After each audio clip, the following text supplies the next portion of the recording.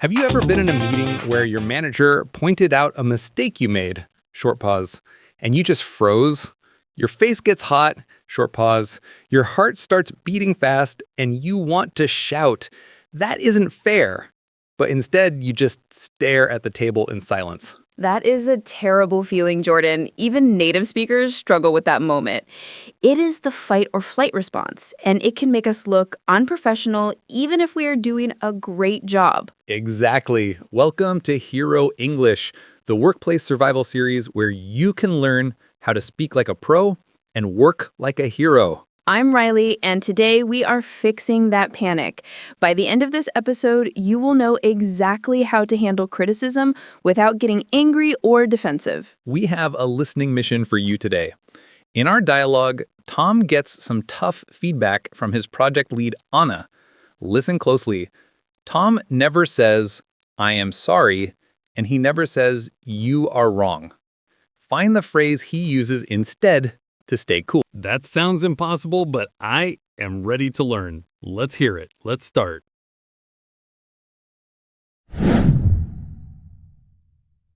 Tom, do you have a minute to go over the quarterly report draft you sent over this morning? Sure, Anna. I have it open right here. What are your thoughts? To be honest, I feel like the section on client retention is a bit thin. It misses the mark on the specific data points we discussed last week. I see. When you say it is thin, do you mean we need more charts, or is the written analysis lacking detail? The analysis. It feels rushed. The client wants to see the why behind the numbers, not just the raw data. Right now, it looks like we did not put much thought into the strategy. That is a fair point. I can see where you are coming from. I focused heavily on getting the raw numbers accurate, so I might have skimmed over the strategic part. Exactly. We need to fix that before the presentation on Thursday. Can you prioritize that this afternoon? Absolutely. I will rework that section and add the strategic context. I will send you a version 2 by 4 o'clock for a quick review. Perfect. Thanks for being open to the feedback, Toms.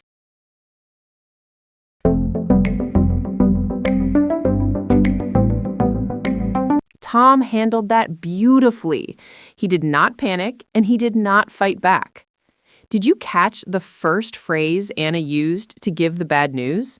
She said, "It misses the mark." It misses the mark. That sounds like archery or shooting a target and missing the center. Exactly. In business, if something misses the mark, it means it is not quite right or it failed to achieve the goal. For example, if you launch a marketing campaign and nobody clicks, you could say, "This campaign really missed the mark." Okay, so instead of saying, "This is bad work," Anna said, "It misses the mark." That feels less personal.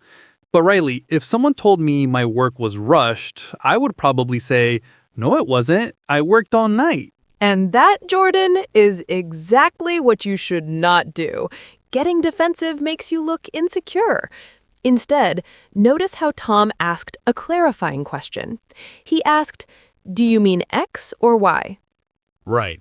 He asked for details before he reacted, and then he used a great phrase. He said, "That is a fair point." Yes, that is a fair point. This is a magic phrase. It validates the other person's opinion without saying, "I was wrong and I am terrible." It just means your logic makes sense. You can use this in meetings when someone disagrees with you. Just say, "That is a fair point. But here is my perspective." Okay, Riley, I am ready for the big weapon. What is the hero phrase from this dialogue that saves us from looking defensive? The hero phrase is, "I can see where you are coming from." This is powerful because it shows empathy.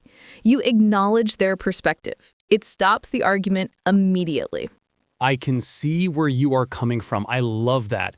It doesn't mean I agree 100%, but it means I understand why they're saying it. Precisely. Let's look at how to use this with different people. If you are speaking to a strict boss or a senior manager, you might make it more formal. "Thank you for the feedback. I see your point. Thank you for the feedback. I see your point. Got it. What about with a coworker who's just a friend? Like if Tom was talking to me. You can keep it casual. Just say, "You are right. Good catch." Or simply, "Fair enough. I see what you mean." Fair enough. That is super useful for small mistakes. Okay, listeners, let's practice the hero phrase. I want you to say this out loud after me. Imagine your boss just pointed out a mistake. Ready? I can see where you are coming from. I can see where you are coming from. I can see where you are coming from.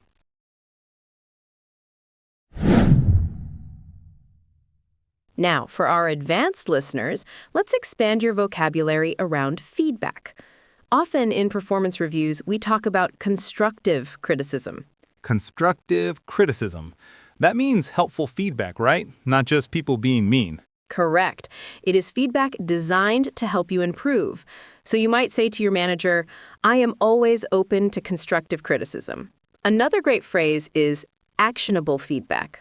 Actionable feedback. That sounds like something I can actually do something about. Exactly. If a boss says, "Be better," that is not actionable. If they say, "Speak slower in meetings," that is actionable. So you can ask, "Could you give me some actionable feedback on my presentation style?" That is a smart way to ask for help. What is the third one? The third one is a blind spot. A blind spot is a weakness you have that you cannot see yourself. We all have them. Oh, totally. My blind spot is that I talk too fast when I am nervous. I never realize I am doing it until someone tells me.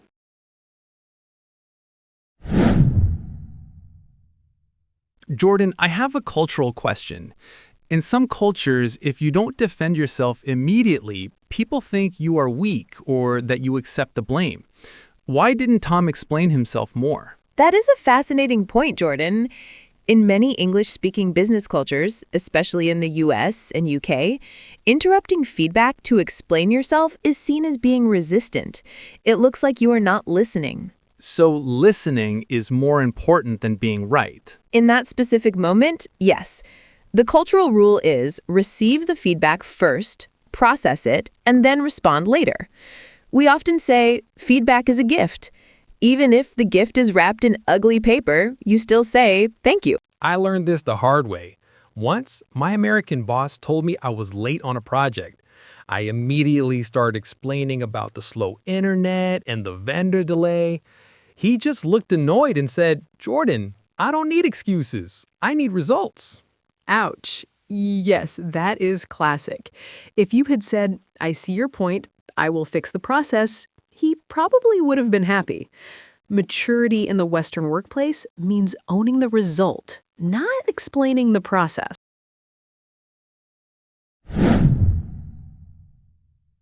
The culture part makes sense, but honestly, Tom and Anna spoke so fast in the beginning, I was worried I missed the tone. It sounded so serious. It was a serious conversation, but notice that it wasn't angry. We're going to play the dialogue again, much slower. This time, I want you to focus on the pauses. Listen to how Tom pauses before he responds to the criticism. That pause is where he stays calm.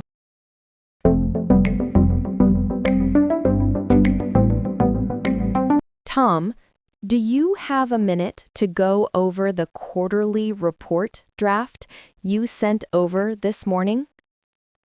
Sure, Anna. I have it open right here. What are your thoughts?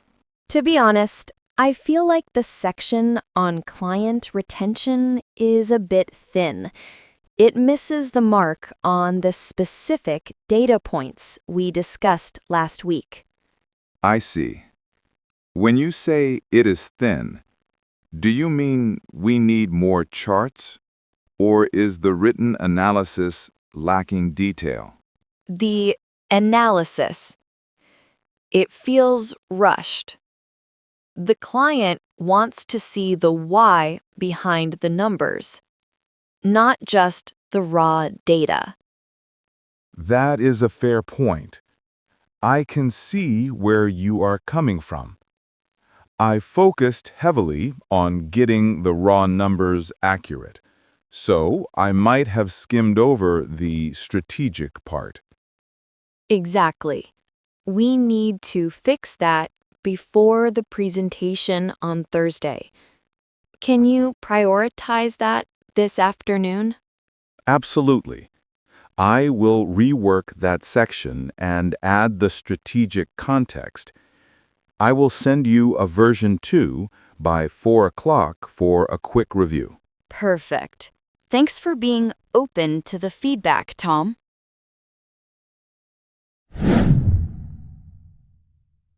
That was much clearer.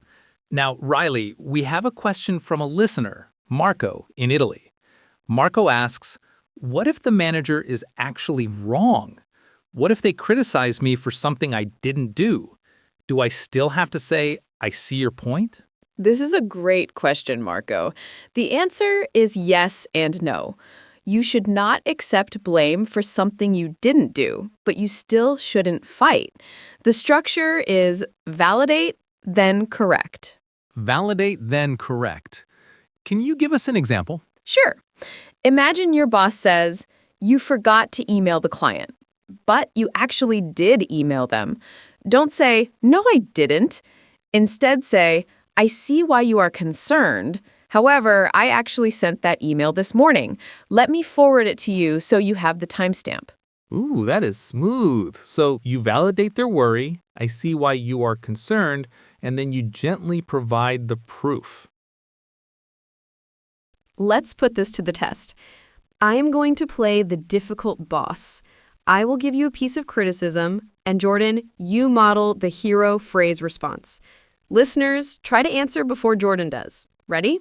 I am ready. Don't go too easy on me. Okay, scenario 1.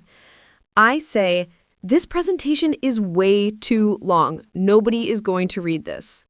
3, 2, 1. That is a fair point. I can cut down the intro slides to make it punchier. Excellent. Scenario 2. I say, you were too quiet in the client meeting today. You need to speak up more. Thank you for the feedback. I see where you are coming from. I will make sure to prepare some questions for the next call. Perfect. You validated the feedback and immediately offered a solution. That is workplace maturity. I actually feel calmer just practicing those responses. It is nice to know I don't have to fight every battle. Exactly. Responding to criticism is about confidence, not conflict. So, here is your homework for today. The next time someone corrects you, even if it is just a small thing like a typo or a scheduling mix-up, use the phrase, good catch, or that is a fair point. Do not make an excuse. Just use the phrase. Try it out and tell us how it felt in the comments. Did it stop the awkwardness? We want to know. Thanks for listening to Hero English. See you in the next episode. Keep working like a hero. You know, this reminds me of my first job at a coffee shop. My manager told me, Jordan, you need to work on your grounds. And I thought she meant the coffee grounds, like the powder. What did she actually mean? She meant the grounds outside, like picking up trash in the parking lot. So I spent all day perfecting how I tamped the espresso shots. And she came back and was like, why is there trash everywhere outside? Oh no, that is a communication breakdown for sure. At least the coffee was good? The coffee was amazing. The parking lot, not so much.